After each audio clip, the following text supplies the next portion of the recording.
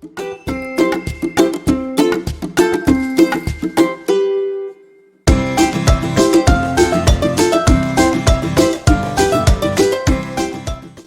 what's up?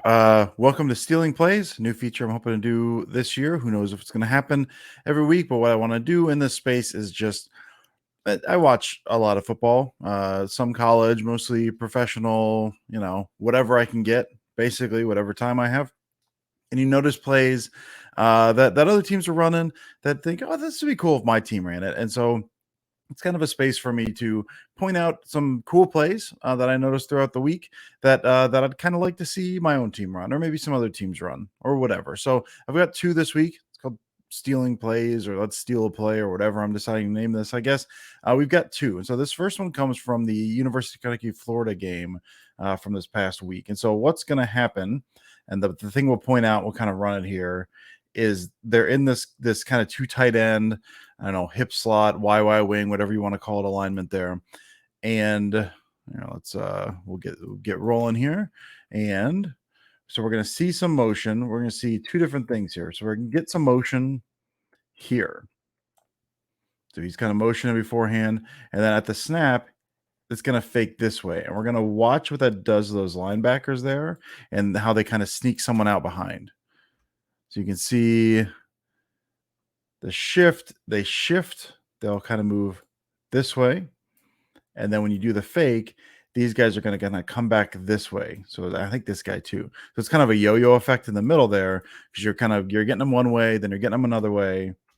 You can see that they're kind of staying. See how, okay, these guys are staying still. They're looking for the run here. This guy's rallying. He's still moving with the motion. And then what they're going to do is they're going to sneak out a couple of these guys. So then this becomes basically like a drive look. We've got kind of a dig and then a drag underneath. Old West Coast concept there, but kind of dressed up a little bit. So we'll watch. So we watch kind of some of that stuff. There you go, nice big gain. And now we'll just go back and we'll look to see. So we've seen the play action, we've seen the motion, we see what that does. Now we'll look what these guys do. I love running stuff out of that formation, that two tight end, YY wing, or whatever you want to call that, because what you can often do based on how you can kind of based on how teams will pick this up, especially with some misdirect, is you can sneak this guy out a little bit. You can kind of have some fun with him. So what they're going to do is this guy's going to kind of have this big dig, then this guy's going to kind of sneak out and just run again. Kind of looks like a delayed drive or something. I'm not sure entirely what you would call that. I would classify that as a drive concept, but you're playing with the release of it, and you're playing with the defense's eyes in terms of trying to get that yo-yo effect with the different motions there. So you can kind of see, there we go. And they just kind of sift through and find a space behind the linebackers. Really, really cool look. We'll look at this from the other angle as well.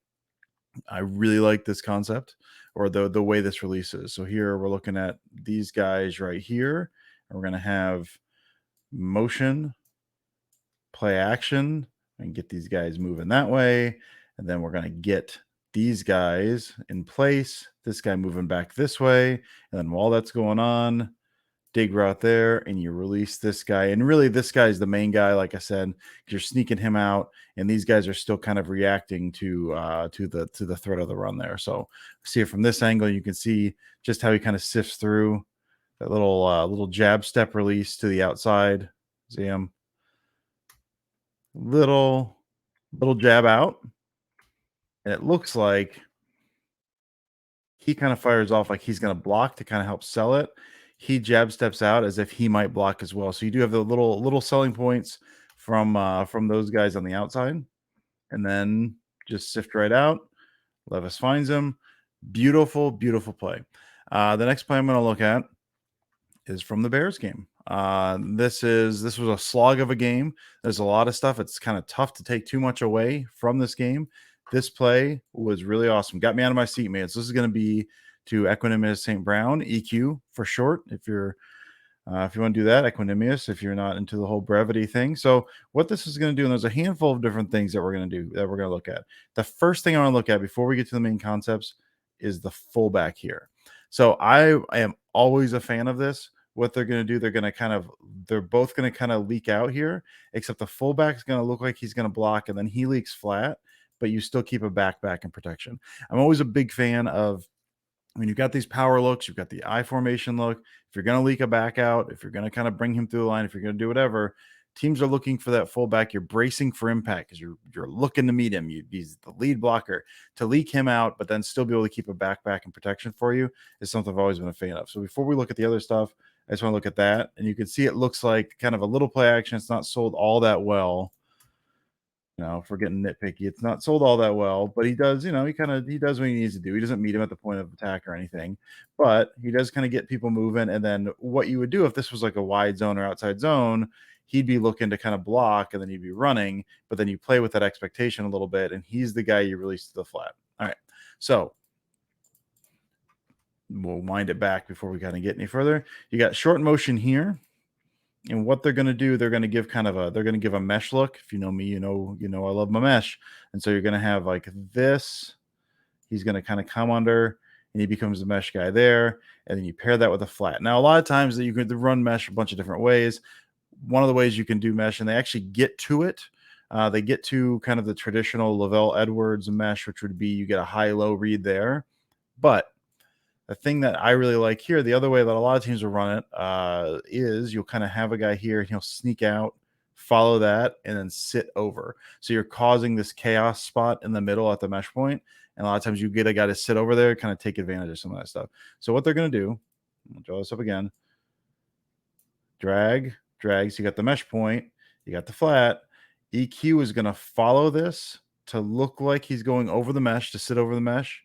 Then he's going to reverse course and take that vertically. So you still get, eventually, you still do get that high-low read over there, like as God and Lavelle Edwards intended, but you're getting to it in a slightly different way, and you're also playing with the defense and kind of what they're expecting and their rules and everything like that. So we're going to look at just EQ. You see everyone's flowing that way. You see, he's kind of coming over. The safety's still kind of holding it down over here, because maybe the other thing you can do out of mesh that they'll do a lot of times is instead of sitting over there, you kind of continue that over route, that big crosser route.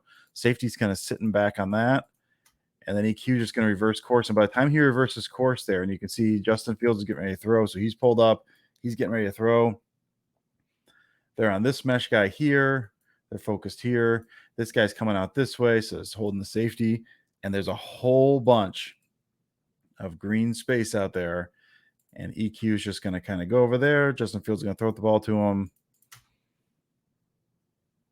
Beautifully done. I love this take.